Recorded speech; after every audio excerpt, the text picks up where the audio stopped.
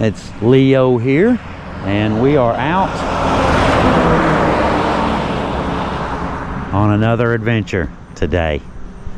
I got a story to tell you guys. I am just outside of Kermit, West Virginia. A little place used to be a Heilig Myers. Now right now, it was a little, after that it was a bin store, you know, sold bins, that sort of thing. Just been in there a few minutes talking to the people. Really nice people, really nice couple. Got everything in the world. But we aren't actually here for that store. We're actually here at the old Heilig Myers building. This, like I said, this was a Heilig Myers. We are here for this parking lot, actually. Okay, not the building. We are here for the parking lot. So I'm going to just go right here and get out of everybody's way, where I know I'm not bothering anybody, and sit down, make myself right at home, and I'm going to tell you guys a story. Now, here in Mingo County, West Virginia, right, a young mother's life was cut short here, just started here, in one of the most cold-hearted crimes that the region has ever seen. A Mingo County woman was dead, and her estranged husband was charged with the murder. Her name was Vadie Michelle Maynard Stroud, though most of her knew her as Michelle, and some lovingly called her Shellbug. She was just 29 years old, a mother of one, and someone who had worked for the Mingo County Health Department and earlier with the Sheriff's Department.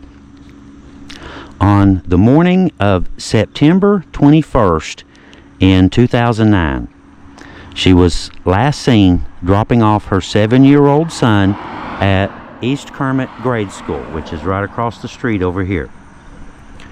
When she didn't return with his lunch, something she always did, her family began to worry.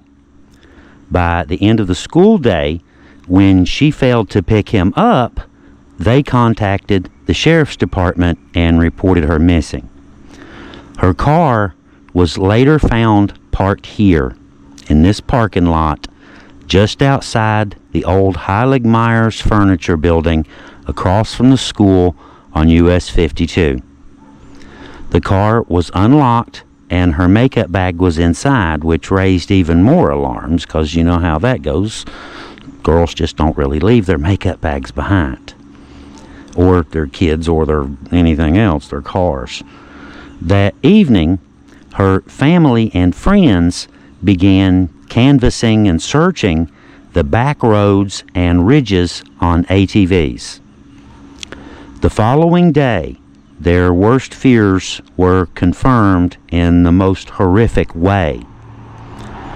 During a search along Newsome Ridge between Dingus and Kermit, Michelle's uncle noticed weeds that had been knocked over beside the dirt road. About 30 feet down an embankment lay an old refrigerator strapped shut with 2 belts. Blood was seeping from the edges.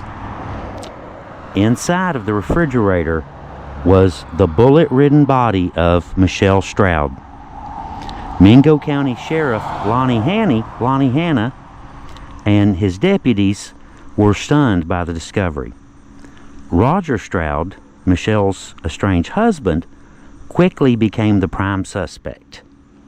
The two were in the process of finalizing a divorce, and relatives said he had grown bitter and angry over it. Investigators later learned that Roger had threatened her before, saying that if she went through with the divorce, he would blow her brains out. Under questioning, Roger admitted to picking her up that morning near the Heilig Myers building and driving her to the isolated area around the old Kermit Cole bathhouse. He claimed that they had gone there to talk, but the argument had escalated. he returned to his truck, slipped on a pair of jersey gloves, grabbed a .357 Magnum, and shot her 5 times, including once in the head. Knowing she was dead, he drove off, got an old refrigerator he had at another location, loaded into his truck, and returned to the scene. He stuffed her body inside and then dumped the refrigerator down the embankment on Newsome Ridge. Her father, Billy Maynard Jr., called Roger nothing but a coward and a cold-blooded murderer. He believed Roger had planned the killing well in advance. The family was convinced he lured Michelle under the pretense of going to the bank to sign over a vehicle. Instead, he drove her to the remote coal site where no one would see or hear what happened. They believe his intent was to later bury the refrigerator and her body beneath the rubble of a strip mine where he worked as a supervisor, permanently hiding the crime, where it could never be found again. Maynard said, "What if we hadn't combed the area like we did? Vadie had a lot of friends and family out looking, but what if we hadn't found that refrigerator? I believe he planned to shoot her and bury her body at the strip mine. If we hadn't found her, she would have never been discovered." On September 7th of 2009, Roger Stroud pleaded guilty in Mingo Circuit Court. He was sentenced to life in prison with mercy, making him eligible for parole after 15 years. For Michelle's father, that sentence was enough.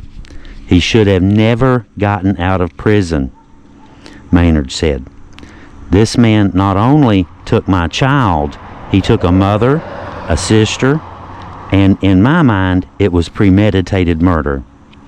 He vowed that if he and Michelle's mother were no longer living when parole hearings came, her brother and sister would be there to fight for justice. The case left a scar on the Kermit community. Michelle had been a mother, a daughter, a sister, and a co-worker known for her humor and good spirit.